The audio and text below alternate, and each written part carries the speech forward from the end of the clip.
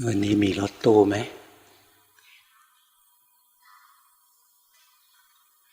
อุบลนะไหนคนอุบลยกมือสิ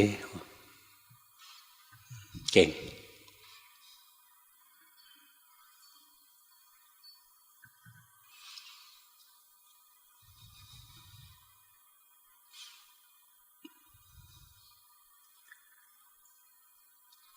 สมัยหลวงพ่อไปเรียนกับครูบาอาจารย์นะต้องนั่งรถไปเองก็คือรถทัวร์รถไฟนะไปต่อรถเข้าหมู่บ้านอะไรเงี้ยบางที่เข้าไม่มีรถไปเดินก็เดินไม่มากเดินครึ่งวันค่อนวันอะไรเงี้ยไม่มากไม่เหมือนรุ่นครูบาอาจารย์พวกเราสบายกว่าหลวงพ่อเยอะเลยนะมีความสะดวกสบายในเรื่องการเดินทางที่อยู่ที่กินอะไรเงี้ยสบายหลวงพ่อสบายกว่าพวกเราอยู่ด้านหนึ่งก็คือสมัยโน้นครูบาอาจารย์เยอะพวกเรารุ่นนี้วัตถุของเราเยอะครูบาอาจารย์ของเราน้อย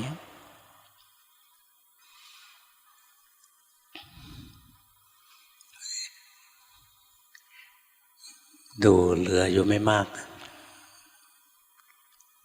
เหลือครูบาอาจารย์จริงๆเหลือไม่มากนิดเดียว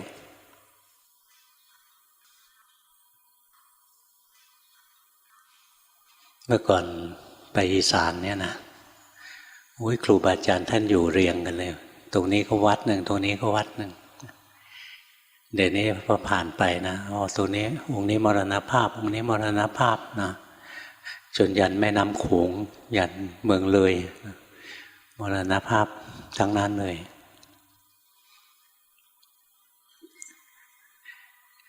ดีว่าเราไม่ว้าเหวเราภาวนามั่นใจว่าเราไปของเราได้แล้วครูบาอาจารย์สิ้นไปก็ไม่เป็นไรเราก็เดินตามท่านไปได้ครูบาอาจารย์สิ้นนะแล้วหลวงพ่อเคยหวั่นไหวมีองค์เดียวคือหลวงปู่ดูลตอนได้ข่าวว่าหลวงปู่ดูลมรณภาพใจ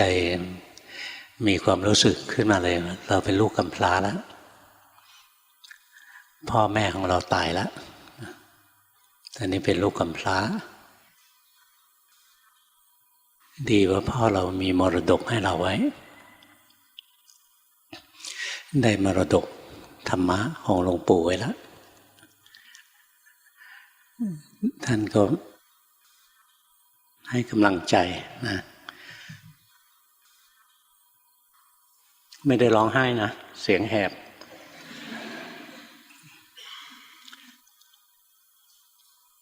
จิตออกนอกไปค่อนห้อง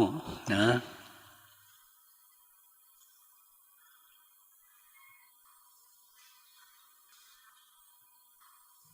หลวงปู่ท่านบอกไว้หลวงพ่อไปได้ด้วยตัวเองแล้ว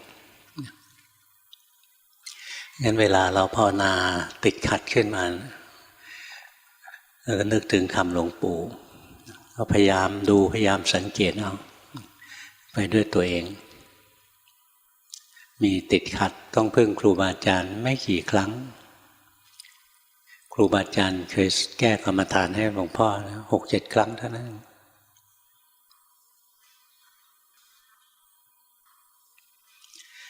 บางครั้งก็ไม่ถือว่าแก้กรรมฐานทีเดียวหรอกนะเราไปเล่นอะไรเพลินๆท่านไล่ให้ออกมาไม่ให้เล่นเรื่องของสมาธิในเรื่องที่ทำผิดนะเราช่วยตัวเองไม่ออกเลยตอนจิตไปอยู่ข้างนอกจิตไม่เข้าฐานดูไม่ออกหลวงตามหาบัวท่านบอกให้แก้ได้พอท่านบอกให้นะแป๊บเดียวก็แก้ได้แล้วพอรู้ว่ามันปัญหาอยู่ที่จิตมันไม่เข้าฐานจิตไปว่างสว่างอยู่ข้างนอกอยู่เป็นปีเลยแล้วก็มาเฉลียวใจมันมีแต่ความสุข ทำไมของไม่ควรจะสุขมันก็สุขของไม่ควรจะเที่ยงมันก็เที่ยงของบังคับไม่ได้ทำไมเราเหมือนบังคับได้เราจะทรงสมาธิอยู่นานเท่าไหร่ก็นานอยู่งั้นนะมันเป็นอัตตาไปแทนที่จะเห็นอนิจจังทุกขังอนัตตานะมันกลายเป็นนิจจังสุขขังอัตตาใช่ไหมเหมือนบังคับได้เพราะสมาธิทำมากๆนะมันคุมจิตอยู่แต่สมาธิออกนอกไม่เข้าฐานหลวงตาท่านชี้ให้ดูว่าดูไม่ถึงจิตแล้วเข้าใจน้อมกลับเข้าฐานดูจิตถึงจิตดูจิตต่อได้นอกนั้นก็ส่วนใหญ่ก็ใช้ความสังเกตเอามีทีสงสัยมากเมื่อปี26วันที่5 สิงหาปี26เข้าไปกราบหลวงปู่สิมสงสัยทำไมนั่งสมาธิก็หลับเดินจงกรมก็หลับทำอะไรก็หลับตลอดเลยถามมาหลวงปู่แล้วผมจะทำยังไงแก้ไม่ตกนั่งขัดสมาธิเพชรนะรู้จักไหมขัดเพชรไขว้กันอย่างเงี้ยไขว้กูเจ็บก็ยังหลับเดินจงกรมยังเดินหลับเลยช่วยตัวเองไม่ถูกแล้วถามหลวงปู่สิมหลวงปู่สิมบอกว่าผู้รู้จะสงสัยอะไรอย่าสงสัยเลยนะให้ภาวนาไปเถอะ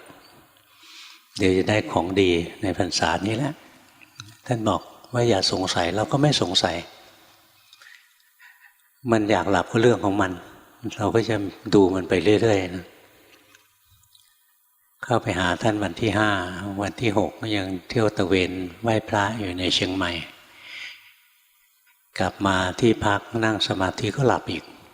ช่างมันท่านไม่ให้สงสัยไม่ค้นคว้าดิ้นรนต่อไปละเช้าวันที่7นั่งรถทัวร์เข้ากรุงเทพนั่งทีแรกก็หลับนะแต่พอสายๆขึ้นมาเนี่ยเริ่มไม่หลับแล้วตอนที่หลับแต่ก่อนนี้นั่งหลับแล้วใจเราดิ้นต่อสู้หลวงปู่บอกไม่ให้สงสัยใจไม่สู้แล้วหลับก็หลับวะเราปล่อยให้จิตมันพักไปจิตค่อยๆรวมพลังขึ้นมาทีแรกมันจะพักนะเราไม่ยอมเรากลัวไม่เดินปัญญานะดิ้นรนใหญ่เลยที่แท้มันไม่ได้หลับหรอกมันจะพักเราไปฝืนต้านมันพอไม่ต้านนะมันอยากพักให้มันพักไปพอมันพักพอนะใจมันค่อยมีกำลังถอนขึ้นมาเองถอนขึ้นมาถึงหลัก4นะก็เข้าใจเลยโอ้ไม่มีอะไรฟังง่ายดีไหมเข้าใจเลยไม่มีอะไรสบายค่อยๆฝึกไปถ้าไม่ทำไม่มีวันเข้าใจหรอกนะไปเกาะชายจีวรพระพุทธเจ้าอยู่ก็ไม่เข้าใจหรอกธรรมะต้องหัดรู้กายรู้ใจไปดูกายอย่างที่กายเป็นดูใจอย่างที่ใจเป็นไปดูไปเรื่อยๆช่วงไหนดูไม่รู้เรื่องก็กลับมาทำสมถะมาอยู่กับพุทโธอยู่กับลมหายใจไปมีอีกวิธีหนึ่งที่สะดวกก็คือพุทโธมันทั้งวันเลยนะหรือรู้ลมหายใจไปทั้งวันเลยในช่วงเวลาที่ไม่ต้องทำงานที่ต้องคิดเวลาที่อยู่ปกตินะพุทโธพุทโธไปหรือหายใจไปเรื่อยๆแล้วก็คอยรู้ทันจิตอย่าไปพุทโธอย่าไปหายใจเพื่อความสงบเพื่อความสุขเพื่อความดีให้ภาวนาไปพุทโธหรือหายใจไปแล้วก็ดูความจริงของจิตใจไปพุทโธพุทโธคิดพุทโธอยู่ดีๆหนีไปคิดเรื่องอื่นรู้ทันว่าจิตหลงไปแล้วฟุ้งซ่านไปแล้วไม่ดึงจิตคืนแต่กลับมาพุทโธใหม่ไม่ต้องไปดึงจิตคืนนะตรงนี้ต้องระวังส่วนมากพอรู้ว่าจิตไหลออกไปหลงไปเมื่อไหร่จะดึงคืนทุกทีดึงแล้วมันจะแน่นจิตดวงที่หลงเป็นจิตอกุศลไปเสียได้มันทำไมโยนมันทิ้งไปเลยนะเริ่มต้นใหม่นับ1กลับมาอยู่กับพุทโธใหม่เลยไม่ต้องไปดึงจิตคืนมาตรงนี้สำคัญนะเราจะภาวนาสบายไม่งั้นเราจะอึดอัด พุทโธพุทโธหนีไปคิดแล้วเองหนีไปแล้วช่างแกนะแล้วมาพุทโธเอาใหม่พุทโธพุทโธหนีไปอีกรู้อีกหนีไปอีกรู้อีกนะต่อไปปัญญามันเกิดนะมันจะรู้เลยจิตจะหนีไปคิดก็ห้ามไม่ได้นะจิตจะรู้สึกตัวอยู่นะรักษาไว้ตลอดเวลาก็ไม่ได้นะจิตก็ไม่มีอะไรไปรักษามันก็มีแต่ทุกข์เท่านั้นนะไม่มีอย่างอื่นเลยนะที่รักษาไว้มีแต่ทุกข์นั่นแหละไปรักษามันทำไมเฝ้ารู้เฝ้าดูความจริงนะเอาสัจจะความสุขความสงบความดีเป็นของไม่เที่ยงสัจจะเป็นของเที่ยงสัจจะไม่ตายสัจจะเป็นอมตะไม่ตายกี่พระพุทธเจ้ามันก็เที่ยงอย่างนี้แหละเหมือนเดิมเราจะเรียนให้เห็นความจริงของรูปนามกายใจนี้นะความจริงคือไม่เที่ยงเป็นทุกข์บังคับไม่ได้ต้องการตรงนี้ต้องการยอมรับความจริงเห็นความจริงมากๆแล้วถึงจุดหนึ่งจิตก็ยอมรับความจริงพอจิตยอมรับความจริงแล้วเนี่ยยอมรับว่าร่างกายนี้ไม่เที่ยงเป็นทุกข์ไม่ใช่ตัวเราไม่ใช่ของดีของวิเศษจิตใจก็ไม่เที่ยงเป็นทุกข์ไม่ใช่เราไม่ใช่ของดีของวิเศษเลยคราวนี้อะไรเกิดขึ้นในร่างกายเราไม่กลุ้มใจแล้วร่างกายจะแก่ร่างกายจะเจ็บร่างกายจะตายเรื่องของกายไม่ใช่เรื่องของเรานะจิตใจจะกระทบอารมณ์ที่ชอบใจกระทบอารมณ์ที่ไม่ชอบใจก็ช่วยไม่ได้อยากกระทบไปอยากชอบไม่ชอบก็ทำงานของเธอไปเราจะแค่รู้แค่ดูไปนะไม่เกี่ยวข้องงั้นความสุขมาก็ไม่หลงยินดีความทุกข์มาก็ไม่หลงยินร้ายเพราะรู้อยู่ตลอดว่าความสุขมันชั่วคราวความทุกข์มันก็ชั่วคราวอะไรๆก็ชั่วคราวทั้งหมดเลยเนี่ยใจก็หมดความดิ้นรนนะมีความสงบสุขมีสันติสุขสันติก็คือตัวนิพพานนิพพานนั้นมีความสุขอย่างยิ่งนั่นสิ่งที่เราเข้ามาถึงเนี่ยมันให้เรามีสันติสุข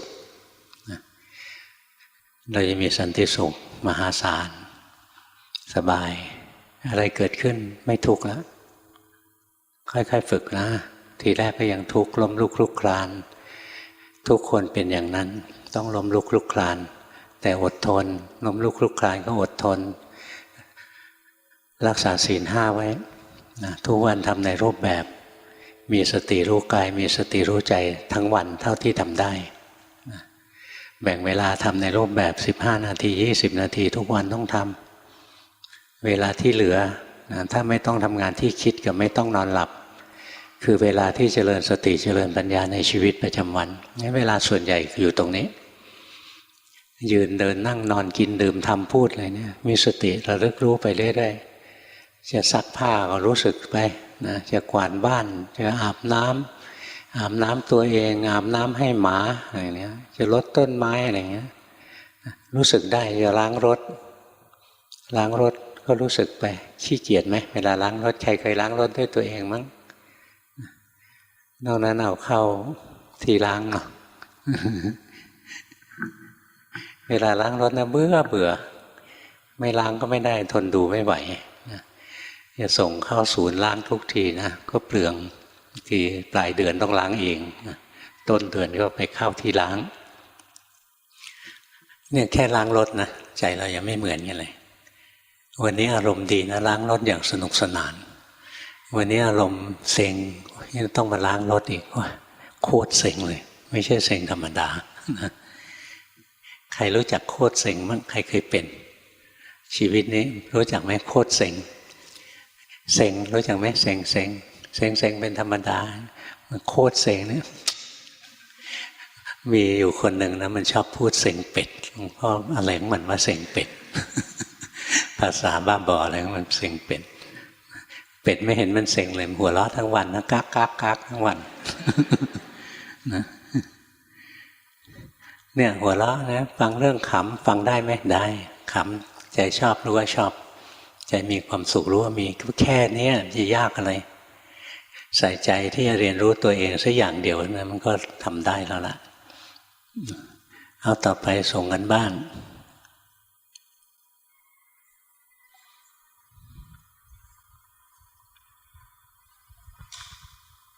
กราบนมัสการหลวงพ่อค่ะก็วันนี้รู้สึกว่าดูจิตได้ดีขึ้นนิดหน่อยค่ะเวลารู้สึกไหม คำว่านิดหน่อยเนี่ยจริงใจหรือเปล่า หรือเป็นการโปรเทคป้องกันตัว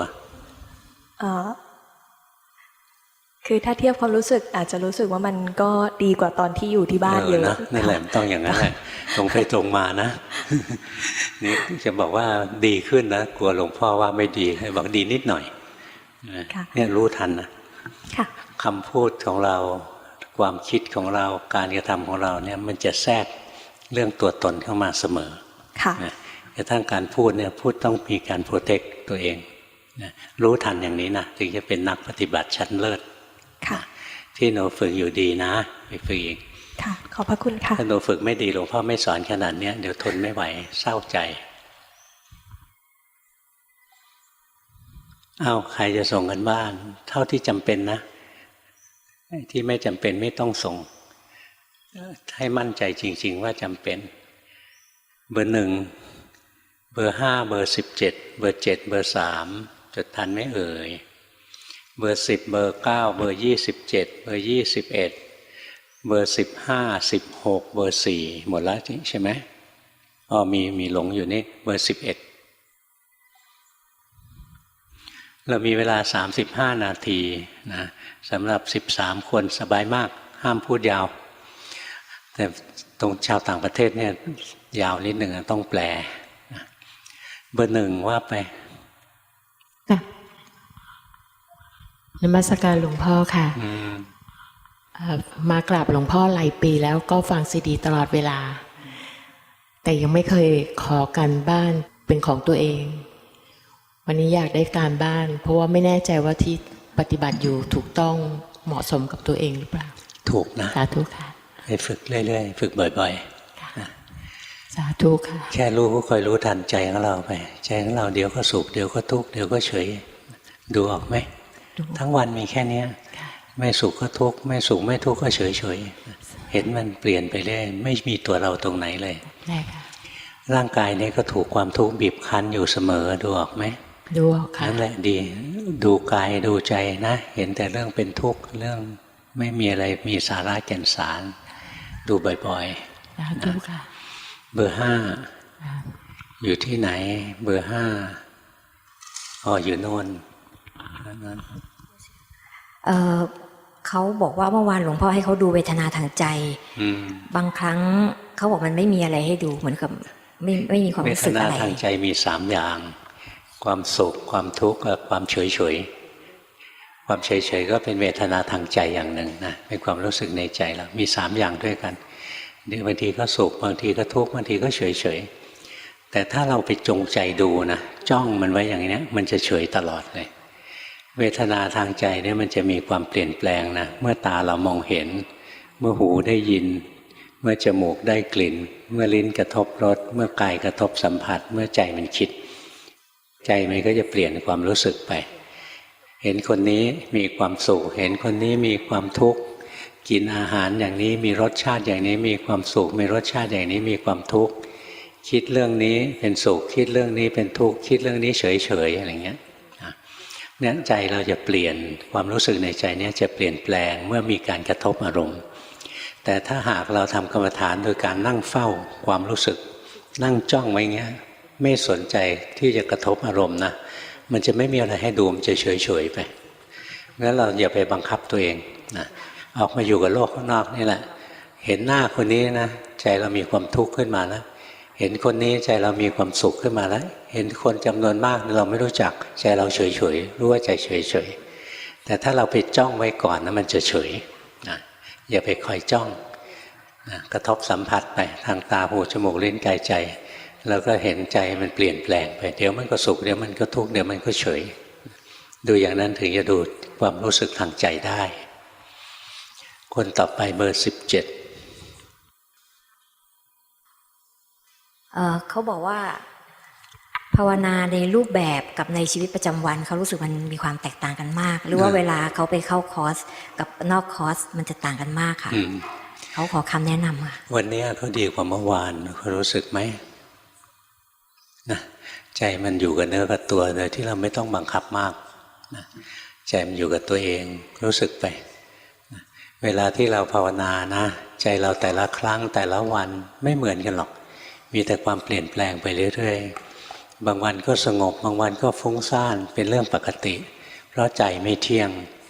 ในใจสงบเราก็รู้ใจฟุ้งซ่านเราก็รู้ด้วยความเป็นกลางไม่ใช่สงบเราก็หลงดีใจฟุ้งซ่านเราก็หลงไม่ชอบอะไรเงี้ยให้รู้ไปทุกสิ่งรู้ความรู้สึกของตัวเองรู้ใจของตัวเองด้วยความเป็นกลางไม่ต้องไปดีใจเสียใจกับมันเพราะงั้นบางวันภาวนาดีบางวันภาวนาแย่เป็นเรื่องปกติ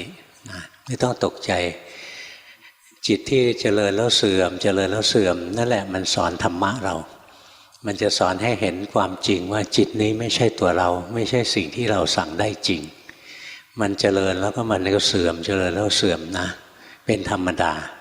เราสั่งมันไม่ได้ไม่ใช่ตัวเราที่ฝึกอยู่ดีนะฝึกอยู่วันนี้จิตดีเชียวละไปฝึกต่อเบอร์7เขามีคำถามหนึ่งของพ่อเขาบอกว่าเวลาเขามีสติแล้วเขาชอบรักษาหมายถึงชอบรักษาสภาวะเอาไว้อย่าไปรักษามันนะรักษาก็เป็นภาระเป็นงานไม่ต้องรักษาจิตเราแค่กระทบอารมณ์ไปแล้วเรามีสติรู้ทันความเปลี่ยนแปลงของจิตใจไป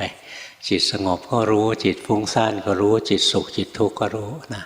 ไม่ต้องรักษาจิตไว้เฉยๆดีก็ได้ไม่ดีก็ได้จิตที่ไม่ดีก็สอนธรรมะเราเท่ากับจิตที่ดี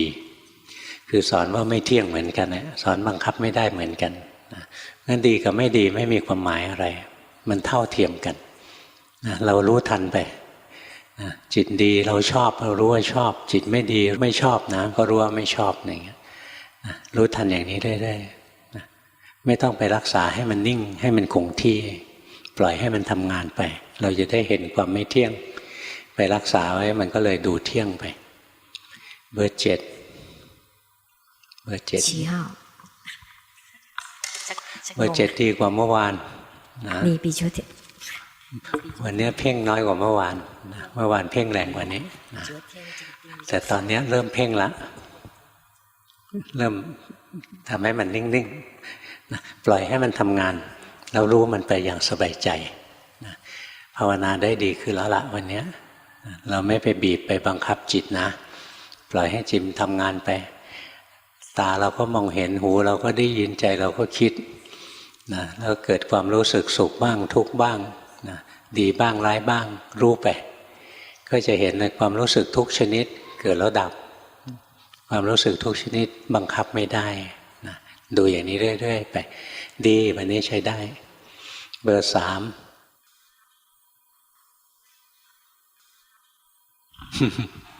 เหมือนคนไทยคนนี้เหมือนคนไทยคือตื่นเต้นแล้วเพ่งเขามีคำถาม2 ข้อนะคะหลวงพ่อข้อแรกคือเขาทำในรูปแบบประมาณอาทิตย์หนึ่งครั้ง2 ครั้งและพยายามจะมีสติในชีวิตประจำวันแต่เขารู้สึกว่าเขา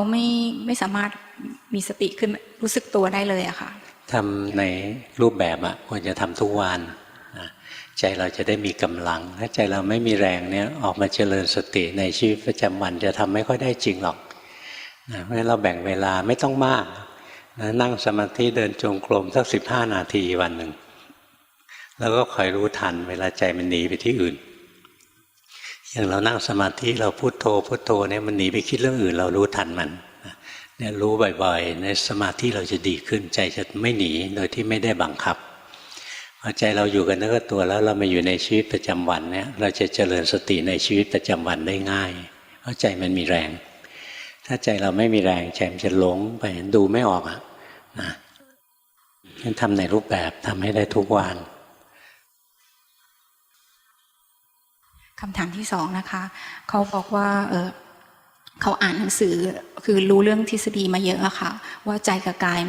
มันแยกกันแต่ว่าทำยังไงเขาจะเห็นได้ด้วยใจตัวเองค่ะเห็นไหมว่าร่างกายพนมมืออยู่รู้สึกไหมร่างกายพนมมือรู้สึกไหมว่าร่างกายพยักหน้านี่รู้สึกไปอย่างเนี้ยเห็นไหมร่างกายมันถูกรู้อยู่เห็นไหมร่างกายมันกำลังนั่งเห็นไหมร่างกายมันกำลังหายใจ เนี่ยแค่การรู้กายไม่ใช่เรื่องยากเลยกายมันเป็นยังไงรู้ว่ามันเป็นอย่างนั้นนะอย่างร่างกายมันนั่งรู้ว่ามันนั่งร่างกายหายใจออกร่างกายหายใจเข้ารู้ว่าหายใจออกรู้ว่าหายใจเข้าใจเราเป็นคนรู้เราเห็นร่างกายมันเคลื่อนไหวเหมือนเราดูคนอื่นนะเหมือนเราเห็นคนอื่นเคลื่อนไหวเราเป็นแค่คนดูแค่นี้กายกับใจมันก็แยกจากกันแล้วนะแต่ถ้าเราหลงไปอยู่ในโลกของความคิดกายกับใจจะไม่แยกกันมันหลงไปคิดนะ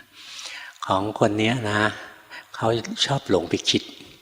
หลงไปคิดเยอะไปนะเพราะงั้นต้องฝึกรู้ทันใจที่หลงไปคิดบ่อยๆวิธีจะฝึกรู้ทันใจที่หลงไปคิดนะคือจงใจคิดคำว่าพุทโธพุทโธไปก็ได้จงใจคิดสักคำหนึ่งนะแล้วก็ท่องอยู่ในใจไปเรื่อยๆท่องเล่นๆไม่ได้ท่องให้สงบพุทโธพุทโธพุทโธพุทโธไปนะแล้วพอใจเราหลงไปคิดเรื่องอื่นมันจะลืมคิดเรื่องพุทโธนะแล้วก็พอรู้ว่ามันไปหลงไปคิดเรื่องอื่นเราก็ช่างมันกลับมาพุทโธใหม่เราไม่ดึงใจคืนมากลับมาพุทโธพุทโธใหม่นะเดี๋ยวมันก็หลงไปคิดใหม่เราก็รู้อีกรู้ทันแล้วก็กลับมาพุทโธอีกต่อไปพอจิตเราเคลื่อนไหวเนี่ยนิดเดียวเราจะรู้สึกนะสมาธิมันจะเกิดขึ้นมากขึ้นมากขึ้นพอสมาธิเกิดมากขึ้นแล้วเนี่ยเราคิดเรื่องนี้มีความสุขใจมันก็จะรู้ทันคิดอย่างนี้มีความทุกข์ใจก็รู้ทันมีสุขมีทุกข์มีดีมีชั่วเกิดขึ้นในใจใจก็รู้ทันนะดูเข้าไปในใจเลยคนนี้ดูกายลำบากนะเพราะว่าคิดเยอะช่างคิดอย่างนี้เหมาะสมกับการที่จะดูจิตไปเลยจะเห็นเลยว่าจิตเนี่ยเดี๋ยวก็หนีไปคิดเดี๋ยวก็หนีไปคิดแต่เราพุทโธไว้ก่อนนะบริกรรมไปก่อนพุทโธพุทโธแล้วจิตหนีไปแล้วรู้พุทโธพุทโธใหม่จิตหนีไปก็รู้ใหม่นะฝึกอย่างนี้ต่อไปอะไรเกิดขึ้นที่จิตจะเห็นหมดเลยนะจะเห็นว่าความรู้สึกทั้งหลายไม่ใช่ตัวเราความรู้สึกมันแยกออกไปเป็นของถูกรู้ถูกดูนะเบอร์ 10เบอร์ 10อยู่ที่ไหนยกมือเบอร์ 10ใจลอยไปหมดห้องแล้วกราบนมัสการเจ้าค่ะรู้สึกไหมที่ใจลอยเนี่ยเพราะอาหารเป็นพิษนะนะใจสงบสันตินะอ้าวว่าไปกราบนมัสการเจ้าค่ะโยมฝึกมา9 ปีแล้วเจ้าค่ะแล้วก็ทำในรูปแบบทุกวันเราคิดมาก8 ปีเราเป็นคนฟุ้งซ่านรู้ตัวเปล่าเจ้าค่ะเราฟุ้งเก่งนะงั้นต้องทำมีกรรมฐานสักอย่างหนึ่งเจ้าค่ะแล้วก็คอยรู้ทันจิตไม่ใช่ทำกรรมฐานเพื่อให้จิตสงบนะเจ้าค่ะแต่ที่ฝึกมาว่า8 ปีอะไรนี่ก็ดีขึ้นนะไม่ใช่ไม่ดีเจ้าค่ะจิตใจมาถึงวันนี้ก็เปลี่ยนแปลงไปเยอะแล้วเจ้าค่ะสังเกตดูร่างกายกับใจเป็นคนละอันกันเจ้าค่ะรู้สึกไหมรู้สึกเจ้าค่ะนั่นแหละมันก็ก้าวหน้าขึ้นแล้วมันแยกขันธ์ได้แล้วความรู้สึกสุขทุกข์กับใจก็คนละอันกันนะโลภโกรธหลงกับใจก็คนละอันกันดูไปเรื่อยๆเจ้าค่ะนะแล้วก็ถึงเวลาก็ทำในรูปแบบให้ใจได้มีโอกาสพักมีสมาธิบ้างเจ้าค่ะไม่งั้นจะฟุ้งเกินไปเจ้าค่ะไปทำต่อไปให้ทำมาได้ดีอยู่เจ้าค่ะเบอร์ 9อยู่ข้างๆนะข้างๆนมัสการหลวงพ่อครับให้หลวงพ่อเห็นหน้าเต็มหน้าก่อนอ้าวว่าไปก็ภาวนามาแล้วเวลาขึ้นเยอะเลยฮะอะไรนะครับตัวอ้วนขึ้นเยอะเลยครับขอบคุณครับเอาผมภาวนาแล้วเวลาจิตมันตะลุมบอลมัน4 ครั้งแล้วมันตัดมองเข้าไปมันกลวงครับอะไรนะมันพูดช้าจิตมันตะลุมบอลกันนะครับมองเข้าไปมันยิบยับแล้วมันตัดแวบแล้วมันกวงแล้วมันก็หายไปแล้วมันเป็นไงอ่ะแล้วก็ภาวนาสักพักพุทโธพุทโธพุทโธไปเรื่อยๆครับแล้วจิตมันก็รวมสงบแล้วมันก็ถอนออกมาแล้วทีนี้ผมก็ภาวนาแบบว่าภาวนาอยู่4 เดือนนะครับคือสติมันแก่กล้ามันเลยตายอะครับมันมันอ่านหาญมากแต่พอดีมันอะไรนะสติมันแก่กล้าขึ้นมันมีกำลังขึ้นนะครับแล้วมันไม่ได้มันเอาชีวิตเป็นเดิมพันนะครับแล้วมันเลยตายไปแล้วสักพักหนึ่งโทรศัพท์ดังเข้ามาผมเลยไม่รู้จะเป็นยังไงต่อไปครับก็ตายอีกจ้ะ สังเกตดูในใจของเรามีเงาของความรู้สึกเป็นตัวเราเหลืออยู่ไหมมีครับนะมีครับดีฉลาดอย่างนี้หลวงพ่อพอใจนะเก่งแล้วผมต้องไปทำต่อเยอะๆใช่แต่อย่าไปทำโดยคาดหวังว่าจะต้องรู้อย่างนั้นต้องเห็นอย่างนี้ไอ้ความอยากตรงนี้มันซ่อนอยู่นะมันจะทำให้เราฟุ้งบางทีจิตมันหลอกเราเลยแสดงโน้นแสดงนี้ให้ดูเพราะเราอยากดูนะดีที่รู้นะว่าเรายังเหลือตัวตนอยู่นะมันคล้ายๆทีแรกก็คิดว่าไม่คิดว่าใช่แต่คิดไปคิดมามองไปมามันไม่ใช่ครับมันมีฉลาดมันมีกูอยู่ข้างในเต็มเลยครับมันต้องอย่างนั้นสิวะ มึงพูดถูกแล้วครับขอบคุณครับดี27กับนมัสการหลวงพ่อค่ะอยู่ไหน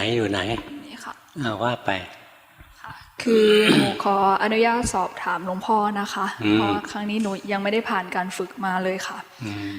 หนูเริ่มจากการที่ว่าเวลาจิตของเราเนี่ยเจอกับความทุกข์เมื่อทุกข์มากขึ้นมันทำให้เราเนี่ยไม่สามารถจะดำเนินชีวิตประจำวันได้อย่างปกติคือจะทำให้เราฟุ้งซ่านไปเรื่อยๆจะทำอะไรก็คิดถึงแต่เรื่องทุกข์เรื่องนั้นคือมีวิธีที่จะทำให้เราเนี่ยห้ามไม่ได้หรอกนะเวลาชีวิตมีปัญหาแรงๆใจมันคิดทั้งวันทั้งคืนอันนี้เป็นธรรมชาติเป็นทุกคนนะถึงช่วงหนึ่งความทุกข์นั้นผ่านไปแล้วใจจะค่อยๆมีแรงขึ้นมาการฝึกกรรมฐานเนี่ยเราฝึกตอนที่ใจเราพอจะมีกำลังถ้าช่วงที่ใจกำลังทุกข์แสนสาหัสอะไรเนี่ยฝึกลำบากนิดนึงนะยกเว้นบารมีเราเต็มจริงๆนะถ้าบารมีเรายังไม่แก่กล้าเราไม่เคยฝึกมาก่อนไม่อะไรเงี้ยนะไม่ได้สะสมมาแล้วตอนที่กำลังทุกข์มากๆภาวนาลำบากมันจะมั่วไปหมดเลยจุดสำคัญก็คือใจเราเกลียดความทุกข์หนูเห็นไหมหนูไม่ต้องดูที่อื่นเลยนะหนูดูตรงที่ใจเกลียดความทุกข์ดูจุดเดียวเลยงั้นเวลาความทุกข์มากๆเกิดขึ้นนะไม่ใช่ดูที่ตัวความทุกข์แต่ดูตรงที่ใจมันไม่ชอบความทุกข์ดูตรงนี้นะแล้วความทุกข์เนี่ยมันจะลดอิทธิพลลงไปแล้วเวลามีความสุขขึ้นมาแล้วก็อย่าไปเพลินซะล่ะที่ภาวนาต่อดูเข้าไปตรงๆที่เราไม่ชอบความทุกข์รู้สึกไหมเราไม่ชอบรู้สึกไหมอยากให้มันหายนั่นแหละหนูดูลงไปตรงที่ใจไม่ชอบหนูดูใจตัวเองออกไหมว่าขณะนี้ใจของหนูผ่องใสขึ้นเห็นไหมเรารู้ทันใจที่ไม่ชอบความทุกข์นั้นใจก็ผ่องใสขึ้นมาแล้วเพราะใจเราเป็นกลางแล้วเราจะเห็นว่าความทุกข์เนี่ยมันเหมือนเรื่องของคนอื่นไม่ใช่เรื่องของเราอีกต่อไปแล้วมันไม่มาปนอยู่กับใจเราเพราะฉะนั้นเวลามีความทุกข์มากๆเกิดขึ้นเนี่ยให้รู้ทันใจที่ไม่ชอบความทุกข์ดูลงไปที่ความรู้สึกไม่ชอบความไม่ชอบมันจะดับจิตจะทรงสมาธิขึ้นมาแล้วเราจะเห็นว่าความทุกข์เป็นของข้างนอกเป็นของอยู่ชั่วคราวผ่านมาแล้วเดี๋ยวก็ผ่านไปเหมือนกับความรู้สึกอย่างอื่นนั่นแหละเราก็จะเข้มแข็งในการเผชิญกับความทุกข์ไปฝึกแบบที่หลวงพ่อบอกนี้นะแล้วชีวิตหนูจะมีความสุขมากขึ้นในโลกนี้ปัญหาเป็นสิ่งที่ไม่เคยขาดไปจากชีวิตเราเลยปัญหานี้หมดไปปัญหาใหม่เข้ามานี่พอเรามีปัญหาเกิดขึ้นเราไม่ชอบเราอยากให้ไม่มีปัญหาความทุกข์ก็จะเข้ามาสู่ใจเราแต่ถ้าใจเราเป็นกลางเราก็จะเห็นปัญหาก็อยู่ส่วนปัญหานะปัญหาเป็นเรื่องข้างนอกทำมาทั้งนั้นเลยเราดูอย่างเงี้ยกระทั่งร่างกายเราเจ็บป่วยนะร่างกายก็เป็นของข้างนอกนะเป็นของที่ถูกรู้ถูกดูนะใจเราจะไม่ทุกข์ไปด้วยแต่นี่ใจทุกข์เพราะว่าใจกระโดดเข้าไปจับเราเห็นความทุกข์เกิดขึ้นเราอยากให้ความทุกข์หายไปมีความอยากเกิดขึ้นแล้วไม่ชอบมันนะดูไปที่ไม่ชอบนะฝึกไปแล้วจะได้มีความสุขกับเขาสักทีในโลกนี้ไม่มีความทุกข์ที่ยั่งยืนนะในโลกนี้ไม่มีความทุกข์ที่ยั่งยืนอย่างบางคนบอกว่าทุกข์ของผมยั่งยืนผมเป็นมะเร็งเนี่ยอีกไม่นานต้องตายแล้วหมอบอกรับรองว่าทุกข์ที่เป็นมะเร็งก็ไม่ยั่งยืนตายเมื่อไหร่หายเมื่อนั้นนะมันตาย เชื้อมะเร็งก็ตายพร้อมกับเราแหละนะตายไปด้วยกันงั้นอยู่ที่ใจนะใจอย่าไปจมอยู่ในความทุกข์ส่วนใหญ่ที่พวกเราทุกข์นานเนี่ยเพราะเรายอมจมอยู่ในความทุกข์บางคนยิ่งพวกผู้หญิงจะเป็นมากจะลงไปอ้อยส้อยอ้อยอิงอยู่กับความทุกข์นะเรียกว่าสวมวิญญาณนางเอกโอ้เศร้าใจเศร้ารอพระเอกขี่ม้ามารับนะพระเอกก็ไม่มาทั้งทีพระเอกมัวแต่ไปตามพระเอกคนอื่นนะเนี่ยเมื่อไม่กี่วันนี้มีผู้หญิงมาเล่าหรือใครมาเล่าให้ฟังเนาะญาติกันมาเยี่ยมแล้วก็เล่าว่ามีน้องผู้หญิงคนหนึ่งยังไม่แต่งงานนะก็รับตัวเขาก็สีเยอะหน่อยแล้วก็เลยรับผู้ชายหนุ่มรูปงามคนหนึ่งเข้ามากล่าวว่าเดี๋ยวไอ้หนุ่มคนนี้รูปดีรูปร่างดีนะกริยาวาจาเรียบร้อยสุภาพการศึกษาดีเดี๋ยวจะพยายามยุให้เขาจีบกันพอไอ้หนุ่มนี้เข้ามาไม่กี่วันเลยแกหมดหวังมันไปจีบผู้ชายในสำนักงานนะแกบอกว่าสิ้นหวังแกบอกเด็กลูกน้องแกหนูทำใจเถอะผู้ชายจริงๆมันไม่เหลือแล้วล่ะ ที่เหลือมันก็แต่งไปหมดแล้ว ไปดูเอานะดูใจของเราเปลี่ยนแปลงไปทุกวันเนี่ยนั่งหัวเราะเนี่ยไม่นานก็ตายคนที่หัวเราะนะหัวเราะอยู่ไม่กี่ปีอย่างมากก็50 ปีเอานะหรือ60 ปีนะเราคงไม่อายุยืนเป็นร้อยๆหรอกนะไม่นานตอนนี้มีความสุขต่อไปก็หายไปมีความทุกข์มันก็หายไปไม่มีความสุขที่ยั่งยืนไม่มีความทุกข์ที่ยั่งยืนไม่มีคนที่มีความสุขอย่างยั่งยืนไม่มีคนที่มีความทุกข์ที่ยั่งยืนทุกอย่างชั่วคราวหมด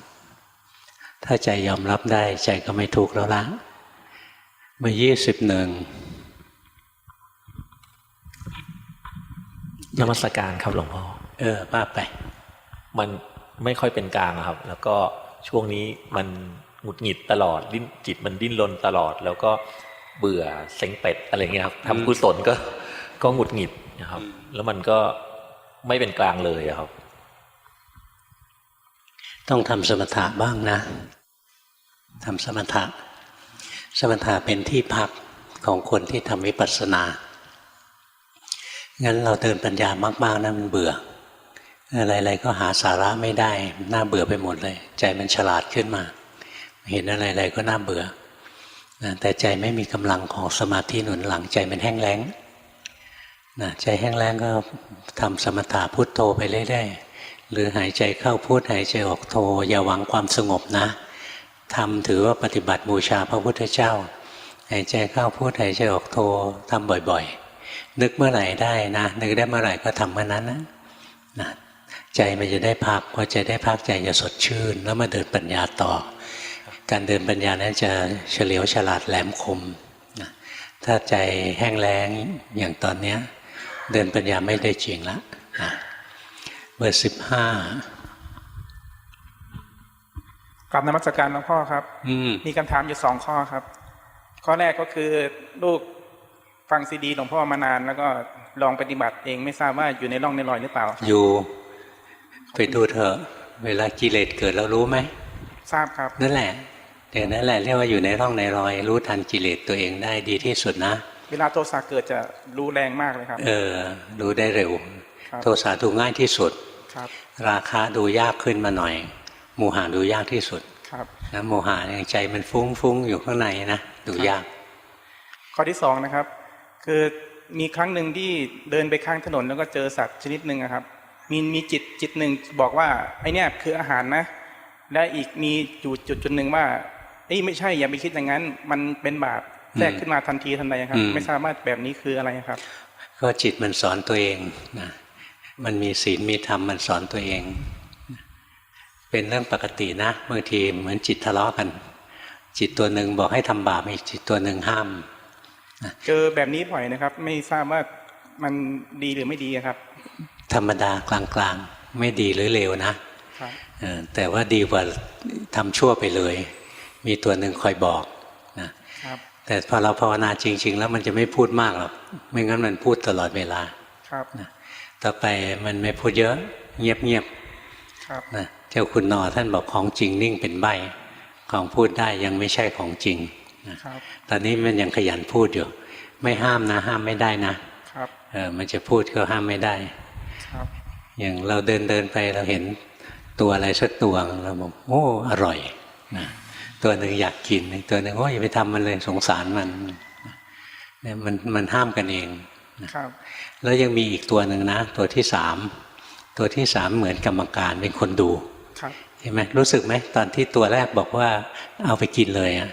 มันก็ถูกรู้ครับรู้สึกว่าตัวเรารู้ว่าไอ้ตัวนี้บอกว่าไม่ดีตัวนี้บอกว่าดีใช่เห็นไหมมันมีตัวที่สามด้วยนะไม่ได้มีสองตัวทะเลาะกันหรอกมีกี่ตัวที่สามด้วยนะก็แค่รู้ว่ามีตัวที่สามอยู่แล้วตัวที่เหลือเนี่ยเป็นของถูกรู้ถูกดูทั้งหมดเลยครับเบอร์16เคยมีคนหนึ่งเล่านะแต่นานแล้วจำไม่ได้ว่าใครเขาไม่ได้มีแค่3ตัวเขามีเป็นฝูงเลย ตัวนี้ว่าอย่างนี้ตัวนี้เถียงตัวนี้เถียงตัวที่2อะไรอย่างนี้นะบอกฟุ้งซ่านไปพุทโธเลยถ้างั้นมันเยอะเกินนะมีโหถี่ยิบเลยนะวงศาคณาญาติมันยกกันมาหมดเลยอยู่ที่ไหนเบอร์16กราบนมัสการค่ะไม่ได้ส่งกันบ้านนานแล้วค่ะใจก็กลัวตื่นเต้นแล้วก็กดไว้เจ้าค่ะก็ของหนูใจออกนอกนิดหน่อยนะขันแยกเป็นแล้วไปดูบ่อยๆดูขันมันทำงานไปนะอย่างใจมันตื่นเต้นเรารู้ว่าตื่นเต้นสังเกตไหมมันของถูกรู้ถูกดูนะอย่างนี้เรียกว่าขันมันแยกได้แล้วความตื่นเต้นกับใจมันคนละอันกันนะเนี่ยเฝ้าดูไปอะไรเกิดขึ้นก็จับมันแยกไปเรื่อยมันไม่ใช่เรามันไม่ใช่ใจนะดูไปเรื่อยไม่ใช่ใจดูไปอย่างตอนนี้ใจหนีไปคิดทราบไหมค่ะเนี่ยรู้อย่างเนี้ยนะแล้วจะให้ดีขึ้นหนูหาเครื่องอยู่ให้จิตอยู่จะอยู่กับพุทโธอยู่กับลมหายใจอะไรก็ได้แล้วเวลาใจมันหนีไปคิดเราจะได้รู้ได้เร็วนะหัดรู้ไปบ่อยๆดีแล้วล่ะที่ฝึกอยู่เจริญขึ้นเยอะแล้วแต่ยังฟุ้งซ่านนิดหน่อยนะงั้นทำกรรมฐานไปเรื่องความไม่เป็นกลางนี่นานๆทีจะดูได้ค่ะไม่เป็นไรหัดใหม่ๆนะก็ดูยากนะหัดใหม่ๆดูยากค่อยๆดูไปทุกวันเดี๋ยวมันก็เห็นเองนะมันชำนาญขึ้นมาดูไปเรื่อยๆต่อไปไม่มีมันไม่เกิดเพราะอะไรเกิดขึ้นใจมันเป็นกลางแล้วมันก็ไม่มีความไม่เป็นกลางให้ดูความไม่เป็นกลางไม่ได้เกิดตลอดเวลานะเกิดเป็นคราวๆเพราะงั้นบางทีก็ไม่มีบางทีก็มีนะมีก็ดูไม่มีก็รู้ว่าไม่มีก็เท่านั้นเองไม่ต้องหาเจ้าค่ะเบอร์4โน่นอยู่กำแพงเลยท้ายห้องใครจิตไหลไปคิดบ้างใครบังอาจทำจิตไหลผ่านหน้าหลวงพ่อไป เหล่านี่แหละ อ้าวอยู่ไหนเบอร์4นมัสการเจ้าค่ะหลวงพ่อเป็นการส่งการบ้านครั้งที่2ค่ะครั้งแรกส่งเมื่อเดือนกุมภาที่ผ่านมาด้วยจิตลืมสัญญาแล้วหลวงพ่อเมตตามาสอนในการเจริญปัญญาแล้ววันนี้ก็เลยจะมาขอกราบถามหลวงพ่อว่าที่ปฏิบัติมานั้นถูกต้องหรือเปล่าคะถูกเพราะว่าไม่รู้ว่าทราบว่าคิดเองไหมเพราะว่ามันจะเห็นเดี๋ยวก็คิดเดี๋ยวก็หัวเราะนั่นแหละเดี๋ยวก็เห็นใจมันเต้นแรงๆดูอย่างนั้นแหละถูกแล้วใช่ไหมเจ้าคะเห็นไหมมันจะหัวเราะหรือมันจะเศร้าเราก็บังคับไม่ได้มันเป็นเองค่ะใช่ไหมมันจะตื่นเต้นมันก็ตื่นเต้นของมันเองดูออกไหมจิตมันทำงานได้เองหัวใจมันเต้นใช่ไหมคะหลวงพ่อหัวใจก็เต้นร่างกายทั้งจิตใจทั้งร่างกายไม่ใช่เราคิดเองใช่ไหมคะไม่ได้คิดเองหรอกเหมือนบางทีหัวใจไม่เต้นก็แย่สิเหมือนบางทีเรากำลังเห็นตัวเองว่ากำลังคิดว่าตัวเองคิดหัวเราะแล้ววันนี้แล้วเศร้าแล้ววันนี้อันนี้เราคิดเองหรือว่าเราเห็นคะหลวงพ่อเราเห็นถ้าหนูคิดเองจิตหนูไม่เป็นอย่างนี้หรอกเจ้าค่ะ แล้ววันก่อนเห็นรู้สึกไหมว่าใจเราโปร่งโล่งเบาขึ้นมาเยอะเลยค่ะหลวงพ่อนั่นแหละดีแล้วล่ะเมื่อก่อนร้ายเอาเรื่องนะเราแล้วแบบนี้คือสามารถเดินถูกแล้วนะเจ้าค่ะนั่นแหละเดินปัญญาอยู่แล้วแล้วจะทำยังไงต่อไปอีกค่ะหลวงพ่อก็แบ่งเวลาไว้ทำสมาธิบ้างทุกวันนะไหว้พระสวดมนต์ไปก็ได้แบ่งเวลาทำใจไม่มีสมาธิมันเดินปัญญาได้ไม่นานเดี๋ยวมันก็ฟุ้งซ่านนะแค่สวดมนต์ไปเรื่อยๆมันก็ได้สมาธิแล้วเจ้าค่ะคนสุดท้ายเบอร์11ขอบพระคุณค่ะเอาไปนมัสการหลวงพ่อค่ะนี่เป็นครั้งแรกค่ะที่มีโอกาสได้กราบเรียนใช้ได้นะภาวนาดีว่าไปหนูมีคำถามประมาณ 2-3 ข้อค่ะข้อที่ 1การเห็นความคิดหลังจากที่คิดไปแล้วหรือขณะที่กำลังคิดถือว่าใช้ไม่ได้ใช่ไหมคะต้องเห็นตอนที่มันเพิ่งโผล่ขึ้นมาใช่ไหมคะไม่ใช่เห็นตอนไหนเอาตอนนั้นไม่ใช่ว่าตรงนี้ดีตรงนี้ไม่ดีนะที่ฝึกอยู่นะถูกแล้วล่ะไม่ต้องสงสัยเยอะหรอกค่ะข้อที่ 2ค่ะการเห็นความง่วงความมึนๆเป็นก้อนวิ่งผ่านศีรษะบริเวณหน้าผากอันนี้จะเห็นได้ตั้งแต่ตอนที่มันก่อตัวขึ้นมาแล้วก็ตั้งอยู่แล้วก็หายไปแล้วก็ตาสว่างฟึบขึ้นมาได้เป็นปกตินะง่วงมี2แบบง่วงเพราะกายกับง่วงเพราะใจง่วงเพราะร่างกายมันเหนื่อยอะไรเงี้ยมันต้องการพักนี่ก็ง่วงอันหนึ่งง่วงเพราะใจขี้เกียจขี้คลานอันนี้ก็อีกอันหนึ่งนะง่วงเพราะอะไรก็ช่างมันจะรู้มันอย่างที่มันเป็นนั่นแหละอันนี้มันคือก้อนหนูเรียกมันว่าก้อนโมหะได้ป่ะฮะได้จะเรียกอะไรก็ได้จะเรียกตั้งชื่อมันเพราะๆก็ได้จะเรียกสุภัตราอะไรอย่างนี้ก็ได้สมมุติไม่มีความหมายหรอกหนูภาวนาดีนะหนูอย่าคิดเยอะข้อสุดท้ายค่ะหนูไม่เห็นจิตที่ไหวกิ๊กเหมือนของคนอื่นเขาเลยค่ะเห็นแต่กิเลสเช่นความโกรธหรือว่าความอวดดีอะไรอย่างเงี้ยนั่นแหละดูของที่เรามีแสดงว่าเราไม่ได้เห็นจิตใช่ไหมคะไม่ใช่เราเห็นความโกรธเห็นความโลภความหลงอะไรนี่ก็เรียกว่าเรารู้ทันจิตอยู่เหมือนกันนะไอ้ที่ไหวยิกก็ไม่ใช่จิตเหมือนกันแหละ